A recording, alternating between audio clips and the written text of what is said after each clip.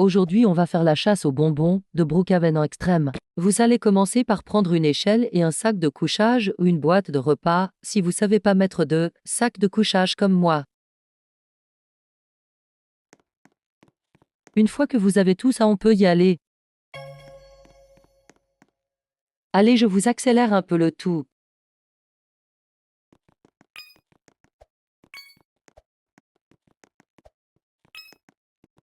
Musique d'ambiance.